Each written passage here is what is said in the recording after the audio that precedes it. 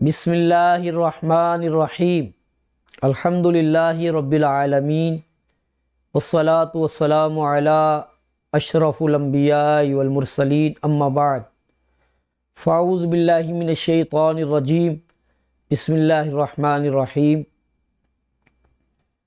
بیماریوں میں ایک مرض مرگی، یہ جس کو بھی ہو جاتا ہے وہ بعض اوقات تڑپنا شروع ہو جاتا ہے، بے ہوش ہو جاتا ہے، اس کا جسم اکڑ جاتا ہے اور تکلیف میں ہوتا ہے مگر وہ بے ہوش ہوتا ہے۔ تو جو قریب میں دیکھنے والے پریشان ہوتے ہیں، بعض اوقات ایسے معاملات کرتے دیکھے گئے ہیں، مثلا بے ہوش ہو جاتا ہے تو اس کو جوتی سنگھائی جاتی ہے تاکہ اس کو ہوش آ جائے۔ تو آئیے میں ایک روحانی علاج بتاتا ہوں۔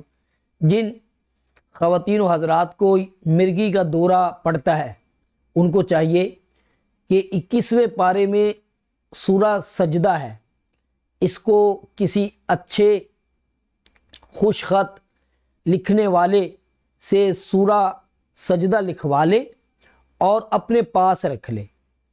دوسرا، اگر آپ کسی مرگی والے مرد یا خواتین کو دیکھیں کہ وہ بے ہوش ہوئی ہے یا ہو گیا ہے تو آپ کو چاہیے کہ داہنے کان میں اذان دیں اور بائیں کان میں 7 مرتبہ اقامت کہیں، انشاءاللہ اس کو ہوش آ جائے گی۔